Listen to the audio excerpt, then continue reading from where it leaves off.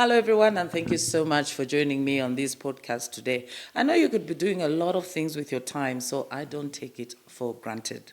Now, a few years ago, I met this young lady. She was so excited to meet with me, and I had no idea she was aiming for great heights. Today, she's a big media personality, a media mogul. She has her own reality TV show on DSTV. She's an entrepreneur. She's a mother. She's someone's child. And of course, she has over 1 million followers online. Well, everyone knows her as M Nation. Please, let's welcome to the conversation, Mutale Mwanza. Welcome. Thank you for having me. It is good to see you. You look absolutely wonderful. Thank you so much. And congratulations on your second season of the reality show. Yay, thank you. Okay. Now, I met you years back. You were a young lady. You were just graduating. Tell me, fast forward, are you the same person? I don't think so. When I was graduating and you gave a speech at my graduation, this is in 2009, when I was graduating, I was getting my diploma in journalism. I was actually married. And I had a baby. I was a very young girl, but I was married at the time. That's a new thing. Yes. I didn't know that. I was probably 22 years old, I think. Yes. And you married very early? Very young, at 20, age 20. Okay. And you always wanted to study journalism? No, I actually wanted to study law, but we couldn't afford it at the time. My dad had passed away, and mom was trying to hold the fort for myself and my other 3 siblings. So we were not able to afford it. I only got an interest into journalism when I joined radio. Let's go back a little bit. Where were you born? I was born in Kitwe. Like me? Yes, I was born in Kitwe. And I was raised there. My dad used to work for ZCCM. My mom was working for PTC at the time. Which is now Zamtel. Zamtel, yes. And I went to Nkana Trust School. I did my grade 1 to 6.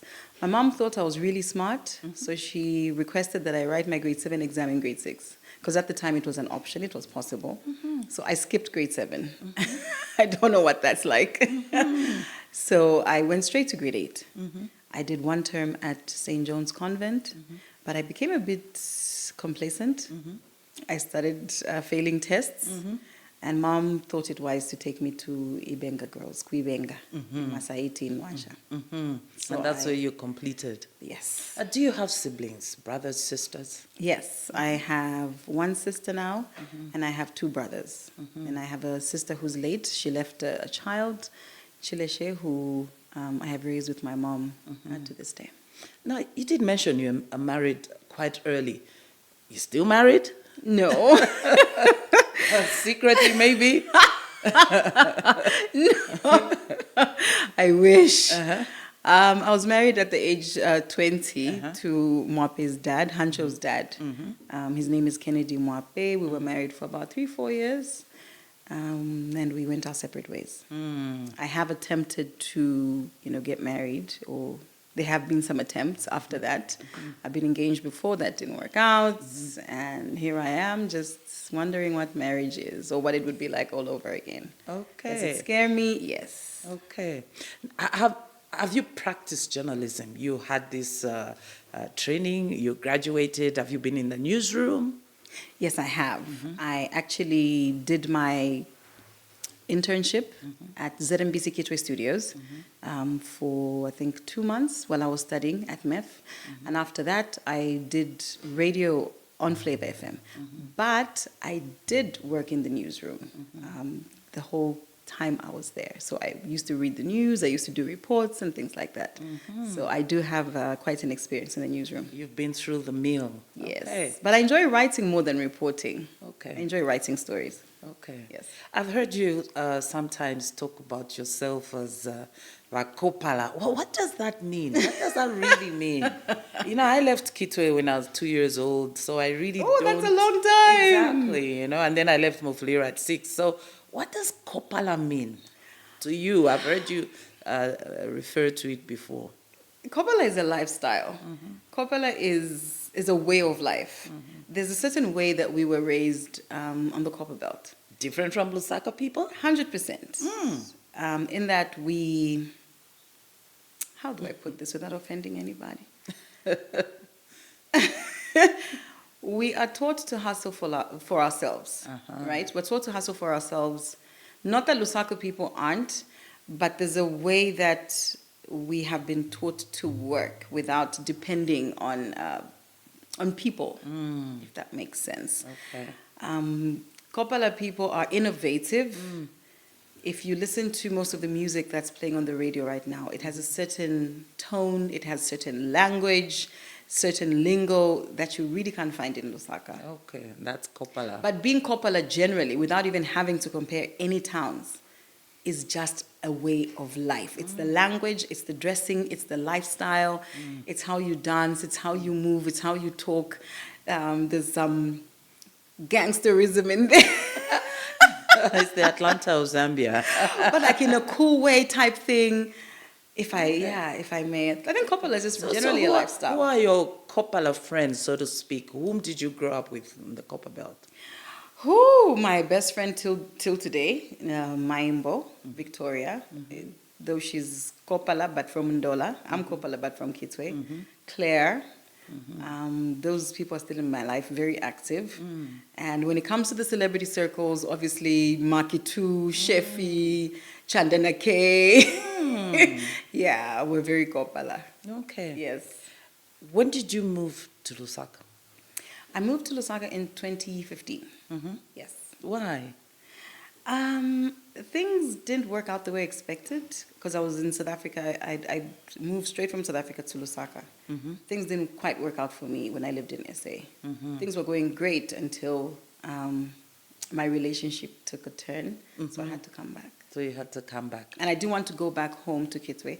I thought, let me go to the capital city and explore my options in the media industry. Okay. Yes. And what did you do first when you came here? Oh, before I came back, actually, I already had a job with Hot FM. I started doing drive time. Yeah, everybody, well, my former bosses at Hot FM would normally refer to me as the super sub. Because I'm one person who's very diverse. I could literally do any radio show.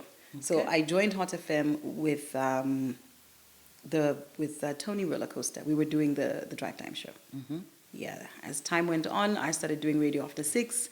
Then eventually I ended up on the breakfast show. Yes. How was your experience? The breakfast show is a big show on Hot FM. Oh, hectic. It requires you to use your brain, apply your brain. It requires you to read a lot, do a lot of research. It's a lot of work. It's waking up at 4:30 every day, knocking off at 9 from the radio show, then having meetings after that. After you have breakfast, The show? about 10, after the show's done, you have we used to have morning meetings. We'd normally have breakfast after 10. There's a way that the body operates that just makes you want to sleep because you had such an early wake up. So my body clock was always in a weird space. So to speak. Yeah. How long did you do the breakfast show for?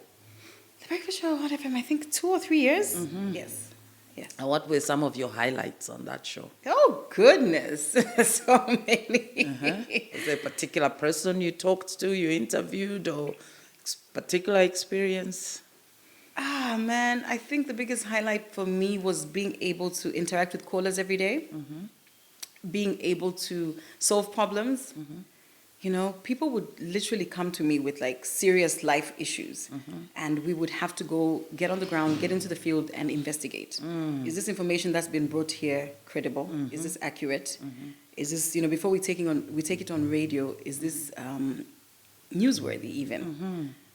So having to do research and investigate, and knowing that this story is possibly something that could help change a person's life, for me was very fulfilling.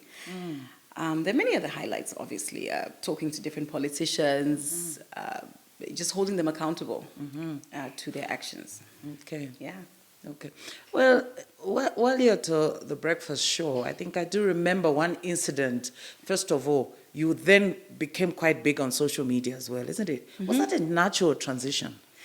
It was. I would love to believe it was. It may have been a bit deliberate because I had learned from my experience in South Africa that social media was going to be the biggest thing. Because I'd lived in SA from 2012 to about 2015, so I'd seen what other celebrities were doing there. They were using social media for the right thing. So when I moved back, I knew that I had to grow my page. I had to stay relevant and have people gain interest in what I'm doing. So I would post a lot of fashion. I would post my holidays. I would post my trips, my perfumes, like a bit of like my lifestyle. So people gained an interest. So it worked very well for me because I was on radio every day. But if you can't catch me on radio, just go to my page and then see what I'm doing, type thing. So it was quite deliberate sometimes, some posts and some things, but I was deliberate about how I needed to grow my page and my brand. And that's the reality of people in the media now, journalists, radio journalists, TV journalists especially. Yes. Well, was it easy being a woman working in that environment? No, it wasn't easy. What comes to mind? It was depressing at times. I recall one incident where I used to face a lot of challenges sometimes because I used to interview influential people. And interviewing influential people at the time would rub certain people the wrong way, right? If what you're discussing or the answers that are being given are not satisfactory by a certain group of people, I would find myself on certain social media news pages as being paid by the person I was interviewing. Or were you paid? No. Or there would be an assumption that I'm actually having a sexual relationship with them. Now, what used to baffle me is that I did a show. I used to do the breakfast show with like 2 guys. There was not a single time I ever saw a story about them. Going out with any minister, going out with any director. And it used to shock me. So I thought to myself, why am I the one always being attacked? You know, very malicious information, very untrue. And it was just difficult being a woman interviewing politicians or like influential people. So just because you're a woman, you felt you were singled out? Yes, I was. And it continues to happen now? It continued to happen. I literally had to ask my boss one time to just rant on radio because it was unbecoming. I just about had it. It wasn't making sense to me. Anytime I would interview a director, the next thing, oh, she's having an affair. She's sleeping with this person. When my other colleagues are interviewing any of the female ministers or any minister, like, there would never be a story. Or anybody else for that matter, anyway. It was just, it was a horrible, horrible feeling. Being singled out like that, very, very unfortunate for any woman in the media. And I'm pretty sure there's a lot of women that experience that. They may not have the opportunity to speak, but this is the reality. You are a trained journalist, quite a clever girl who was supposed to be a lawyer anyway. And fate conspired that you get into the media space. So you know the craft, right? But tell me, at the same time, would you probably say you brought it upon yourself? For example, I remember a very controversial bio-oil advert. So you see, the bio-oil ad is to sell bio-oil. It's like being a model for Victoria's Secret. How am I supposed to show the lingerie if I'm not wearing it? So, step number 1, when companies sit in a boardroom, step number 1 is they create a lingerie line. The second part is the marketing department. They come in to say, how are we going to sell? Now, you need to find models or influential people. In this case, for instance, Victoria's Secret love to use famous people. Naomi Campbell, Candice Swanepoel, you name it. So you would get an influential person to model your lingerie. Sell the product, yes. To sell the product. The masses need to buy into it. But before they do, if they see it on Naomi Campbell, they're like, wow, does that make sense? So bio-oil came to me to be able to advertise. But what it does for your body. What it does for your body. And usually it's stretch marks. I actually had a whole ad where I was rubbing the bio-oil on my tummy, right? And I have stretch marks on my tummy after my son. That is never talked about. The only ad that everybody discusses is the one I was wearing lingerie. And most women have a bit of stretch marks on their bottom. which is natural. I don't see how advertising a stretch mark removal cream is offensive.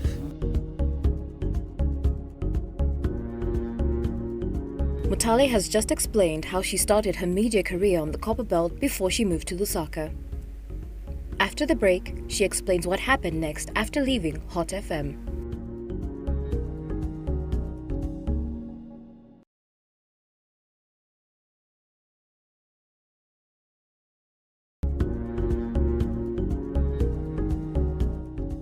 Before the break, Mutale talked about how she got into the media industry and all this starting from the Copper Belt.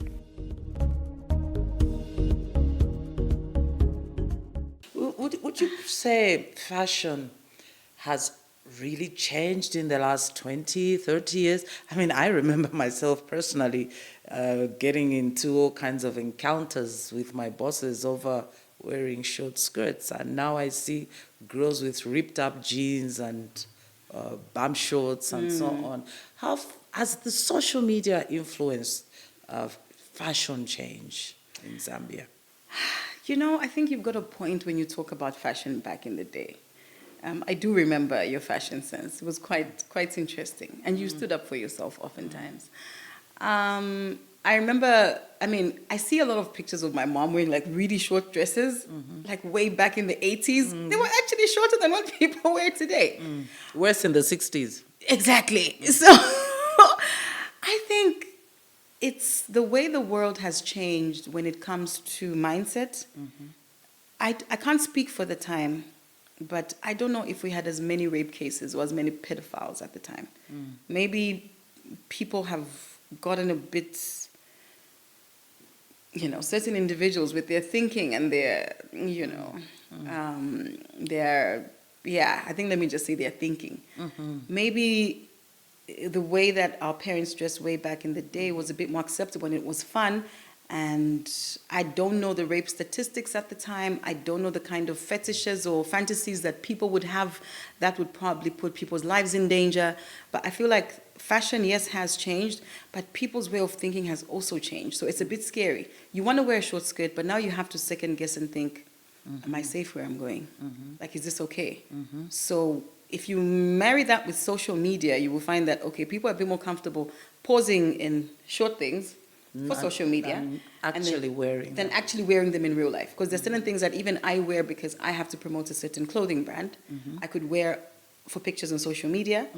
And I know that this is an outfit to be worn in the club, but you won't necessarily find me walking in the streets like that. So the key is how appropriate it is for particular age, particular time, and particular place. Yes, basically. Is that what you're saying? Basically. Is Mutale Mwanza on social media, you are saying, is not the same as Mutale Mwanza sitting in front of me right now? You could say that. Yeah, you could say that. I think I'm a very boring person. I don't go out. Oh gosh, I'm a mom. I'm doing dishes. I'm watching TV. No wig. You left Hot FM. What happened? What did you do next? I left Hot FM and obviously very unceremoniously, but I continued doing my social media work. I'm one of the very first people that started charging for advertising space on their monetizing my page. I think a lot of people picked up on it, and it's a bit more popular now. It's a bit more common now. But I monetized my page a while back, so that was something that was bringing me money. I still had my job at Tuvange Lifestyle. The whole time I was working at Hot FM, I was still. I had a second job on DSTV. As a Tuvange Lifestyle co-host. I continued doing radio ads and just basically influencing for different brands. Has the Tuvange show given you and other young women a voice? Yes, it did. It's no longer on the air, but it definitely did. Yeah, we were able to share like diverse topics and give different opinions. And the whole point of that show was the fact that each person represented different opinions that reflected the public. Yeah. Okay. Now let me ask you this. You've got 1 million followers over, and I've heard people talk about it a lot. Do you see yourself as a role model? Yes and no. Yes and no. I mean, I don't know if you read some of the comments there. Recently, I saw one where somebody says, "Oh, Mutale, we thought you had stopped undressing and you're back to undressing." What does undressing have to do with anything? I feel like people decide who their role model is. For you to pick Mutale Mwanza as your role model, you must understand who she is. So I would say to some I am, to some I'm not, because to each his own. So for you, social media is a business. It is business, big business. My numbers are my income. How does it work? Because I've asked a lot of young people and they say, I want to be a creative. Is that a real job? Nobody says they want to be a lawyer or a doctor or a banker now. I've heard my nephews and nieces say, I want to be a creative. They're following you. How does it really work? Oh my God, it's exciting. So if you obviously have a personality, you pick what you need to pick like your niche. Like you need to find yourself. What are you into? Are you into fashion? Are you into music? Are you into comedy? So identify who you are and then work on it. People begin to follow you based on your personality or what content you put out there. So right? it's all content. It's make believe, so to speak. Sometimes it is. So a person like me, I didn't get my fame from social media. I got my fame from radio and television. And then social media came. So it became like part of the transition. So I needed to keep my social media busy. I needed to grow it and do what I love based on what I was doing. So being a creative is very exciting because you monetize. Let's say, for instance, you have a YouTube channel. YouTube will pay you based on the number of views you have. They will pay you monthly. So if you have a following and people are watching what you're putting out there, you instantly get paid. Apart from that, you have a show that's on YouTube, you can get sponsors. So you can get multiple income from different companies to be able to sponsor or like to post ads during your show or during your slot. And you still have your journalism qualification to fall back on. Yes. If anything ever happened, I could just, just find me on ZNBC News one day like, hey, my name is Mutale Mwanza. Or maybe on BBC or Al Jazeera. I don't know. Tell me, But what is an ordinary day for you? What is an ordinary day away from the cameras? What is ordinary day for Mutale Mwanza? I'm in bed, watching TV, don't even want to bath, no wig, remote in hand, flicking through channels. I usually watch the Diamond Breakfast Show. I'm there. I'm watching Malama, judging. She makes me smile, though. I think she's grown as a presenter, and I think she's doing more research now. She's very confident. So I'm usually watching the Diamond Breakfast early in the morning. I'm like, okay, I enjoy the calling. The call part is like, okay, that's interesting. After that, I'll probably, when the show's over, I'll probably find a movie to watch. But in between, I'll probably hear a knock on my door. Does people think you are like this all the time? No. I like mukule. I think people know me for my like small cornrows. I like those. Somewhere in between me watching the Diamond Breakfast and picking a movie, my son Mwap is always, Mom, I want transport money. I need to go for training. Yeah, you could have given him transport money like for the whole month or the whole week, but he would still come and knock and ask for money. What has being a mother done to you or for you? It's pushed me to work very hard. I've always been afraid to fail. Like, I don't want to be a failure because there's a human being that's looking up to me. Who's totally dependent on you. Yes. I have people who have outrageous thoughts of me. They think I am this and that and that. But this one person with his white eyes looks at me every day, totally dependent on me. He looks at me as the most beautiful woman in the world, a woman he would kill for. And I look back and I'm thinking, I can't let this human being down. So I've always been afraid to fail. So being a mom has pushed me to work very hard so that I'm able to just look after my child. Young people are facing a lot of challenges now. Drugs, alcohol abuse, and even just spending too much time watching football instead of doing other important things.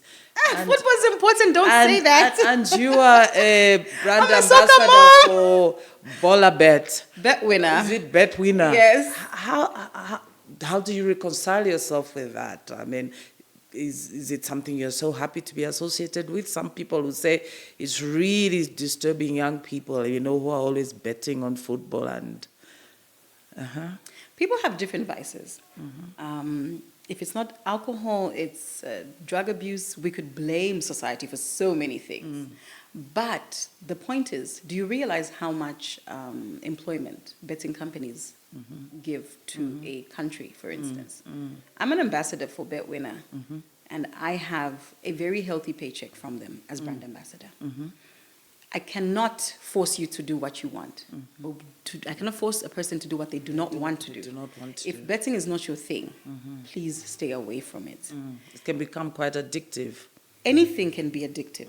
Alcohol is addictive. Even sex is addictive. Cigarettes are addictive. It's like betting. I find this conversation very interesting, and I'm passionate about it because I feel like betting now falls in the same category.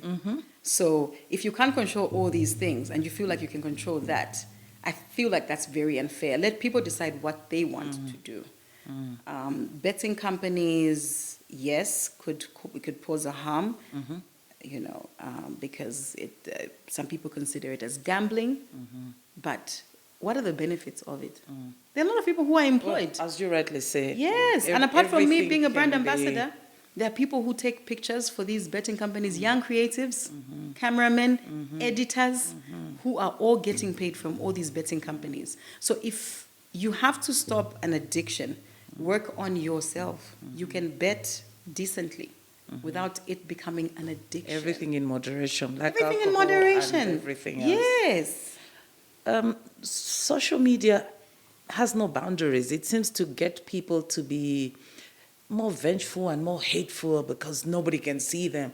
And sometimes they bring even your family into it. I've seen people say, her son this, or her son's age doesn't change, so they bring your son into this, your family. How does that make you feel?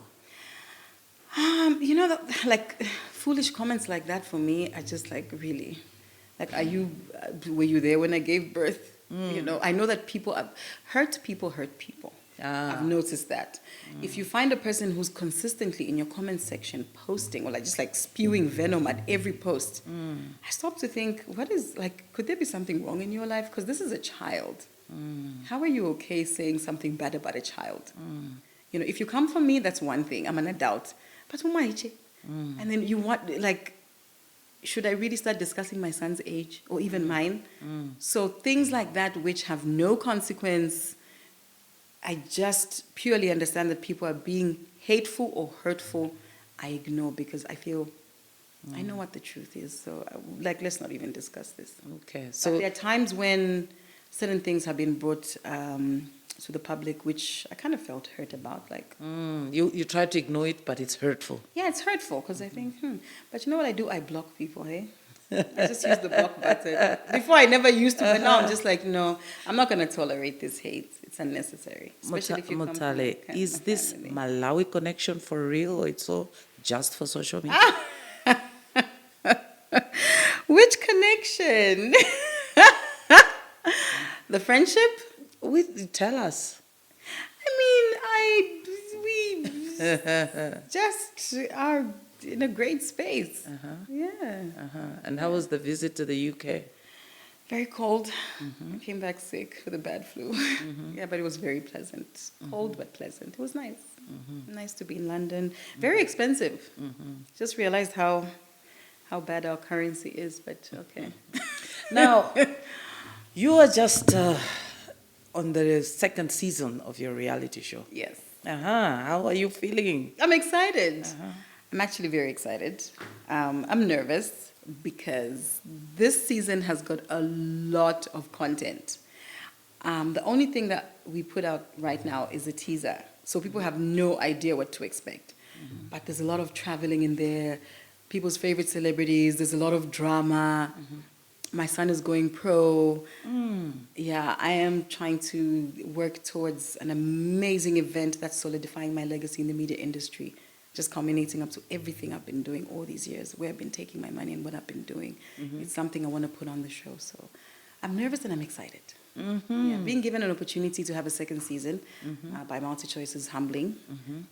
There are a lot of celebrities in this country, but for them to pick on me, based off the success of season 1, I can only be thankful to the M Nation and the public for like paying DSTV and just watching and tuning in every Sunday, watching the repeats. It's crazy. Like the viewership is insane, and I'm so humbled and I'm thankful. And I know that this season will be bigger. It will be better. Yeah. What does your mother think about this? I've met your mother. What does she think about all this? My mom's a conservative. In the beginning, it was difficult, like to try and get her out of her shell. But I like to say, shooting the reality show is like therapy. You actually talk about a lot of things you felt like you had dealt with. But then when you have to relive certain things, or when you're asked about certain things, it makes you sit up and think like, ooh, okay. You know, it's very, not therapeutic, but it's like therapy. Yeah, so I think she's settled into it now. This season 2, she's very excited. She's been looking forward to doing her makeup. I've had to buy a lot of clothes. She's always like, I need this and I need that. I need clothes, I need this, I need that. My aunts are excited. I think everybody's more excited about the fashion and the conversation. And this time around, my mom's in there. In the beginning, she was very reserved, but now it's like, okay, it's showtime. Do you feel that society understands this media space that you're in, that especially women in our country, but even men who can be quite hateful too? Do you believe that society is really, or you're moving too fast, that society really understands this media space you are in? I mean, you are doing it with your family, but I know sometimes people have asked, wow, does Mutale have a mother? Yeah, it's a good thing that they've seen her now, and they've seen the kind of relationship we have. My mom will call you out on a lot of things. She would literally sit me down and be like, Ngefi. But I'm my own person. I'm 36 years old. You know, sometimes even if I know I've done something wrong, like I know I'm trending for something wrong, I run from my mom. But people don't know that. That's the kind of stuff they don't see, you know, but it happens. You know, my mom would be calling me, I even know, hey, here, it's that Lewan video I posted. And I would be afraid, like, okay, I'll go and see mom when I get home. Because, you know, I live with mom. Yes. Do I feel like I'm moving too fast? I feel like I'm moving very slow. The world has evolved. Oh my goodness, my lady, you are very exposed, you know. I don't know how many countries you've traveled. You know how people live. You understand how big the media industry there. It's big business. I actually feel like I'm moving too slow. There are people here who are really just only trying to catch up now. But go to Nigeria, go to South Africa. The world has evolved. The world has moved. We're moving too slow. You know, families are in there. Babies. You know, we've been watching Kim and her sisters for a while. The Kardashians. Those have babies now. Do you know that those babies are now the ones who are coming up with the reality shows now? They're going to have their own spin-off shows. So it's business. People need to stop taking things personally and understand the industry. You need a society with celebrated people, celebrities, who will show you a lifestyle, who will sell you what you need to buy because companies are investing in them. They're not there to show off or to live a fake life. It's a lifestyle. It's a lifestyle. We are celebrated because we have the following, and we are meant to market products for you to buy. We're not living a fake life. Stop being emotional and separate the two. Understand that this is our business. So I feel like I'm moving too slow. I get a lot of communication from young girls. So I mentor a lot of young girls. And I've heard some of them say, you don't even need to be educated now. You can just be an influencer. Is that true? While that could be true, you always need a backup. You always need a backup. I like to refer to the parable of talents. God gives you 2 talents. Take 5 back. Take 10 back. You just can't be an influencer. What else are you doing with your life? But also, at least don't miss the classes on the English language, because you need to speak English properly. Yes, English, yes, but also just there are certain things education will teach you that influencing can't. There are certain things education will teach you that the streets can't. Etiquette, courtesy. You know, just go to school. Just finish school. I mean, if you've dropped out of school and just successful, maybe that's how your life was meant to be. But if you have an opportunity to be in a classroom, please go to school. You know, have a plan B.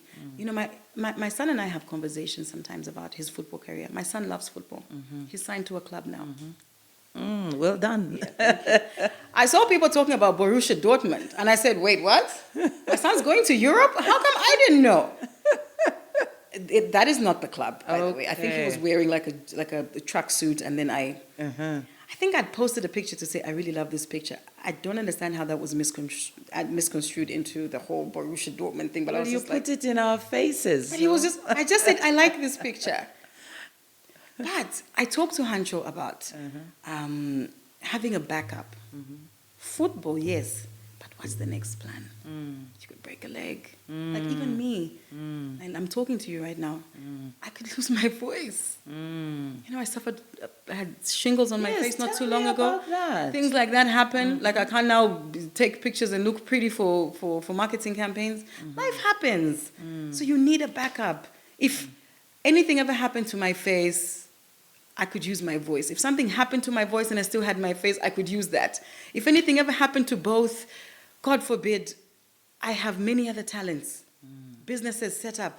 Life needs a plan. So to those young girls that come to you and talk about they talk about how they just want to be an influencer, I would say to them, don't skip class. Don't skip school. Don't skip school. Just stay in school and then do what you love. Operate on both. Are you rich? I don't know what is rich. What is to be rich? I mean, everybody thinks people in your space are glamorous all the time. Are you rich? I'm certainly not poor. So maybe. It's good business, but it takes work. It takes a lot of work. Yeah, it takes a lot of work. I'm very comfortable. I'm in a very happy space, and I will be for many years. Okay, maybe as we end, work ethic. You work with so many people. What's the work ethic? You know, working with a lot of people is a decision I made deliberately because I want to empower people in the media industry. I refuse to comb my own hair. I refuse to do my own makeup. Like, somebody has a talent for that. Somebody has a talent for combing hair. I refuse to do my nails. I refuse to do anything because I feel like God has placed talents in different people for them to be able to also make money from that. That's why when you saw me walk in, I have a team of people because it's like, comb my hair, that's your talent. And Julie does my hair. Creating employment for so many people. Is an amazing hairstylist. She has a beautiful store at Northmead, right?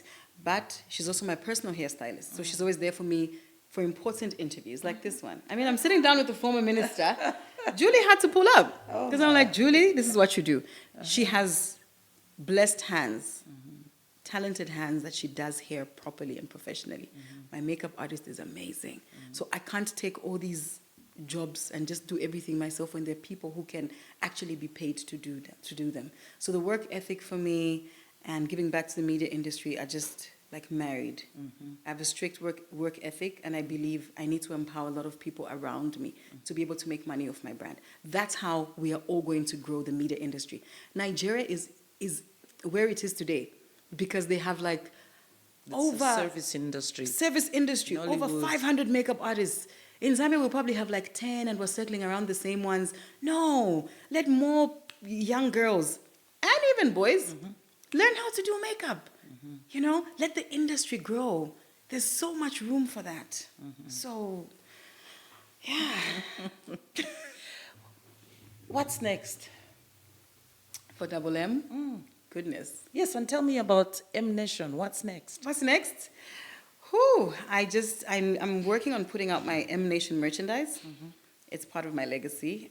I feel like it's time for me to put the brand out there officially, even though I haven't decided where the store is going to be, but I need people to be able to have access, first of all, to the M Nation merchandise. And there's going to be a couple of things: T-shirts, mugs, pens, key holders, anything M Nation you can get your hands on. Doors. Hopefully. That would be cool, right? Thank you for the idea. Like a Barbie doll. That would be nice. Yeah. Okay. Yeah, that's a good idea. Okay. So merchandise would be great, but for me, I'm big in real estate. Okay. That's where my strength lies. I like decor, building houses. I like decorating houses. Okay. That's my thing. Well, I think that I've learned some new things about you today. I think that our viewers see now a different side of you. We see so many pictures of you. Sometimes you don't know who's the real person. And Really? who's on social media and who is the lady at home and who has a child who's somebody's daughter. Yeah. So I think this was quite an eye-opener for many of us. Clearly, it's a tough business. It's very competitive. I see a lot of bickering on social media among the influencers. So clearly, it is a tough business. We're all But fighting for your attention. That's why.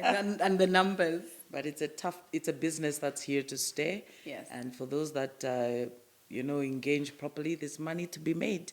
And I wish you only the best, Nation Mutale Mwanza. And we can't wait to see the second season of your reality show and see what exciting content you have for us. So thank you for having joined us. Thank you so much for having me. Well, that was my guest on the conversation for this week, Nation, Mutale Mwanza. And I hope that, especially for the young people watching, that you learned a thing or two about, first, the importance of education, but also the opportunities in this space. I hope that as you continue to engage on social media also, you will remember to be kind. Remember, you're dealing with real people, with real faces, so it is important that we remember to be kind to one another. Until next time, thank you for joining me. Good night.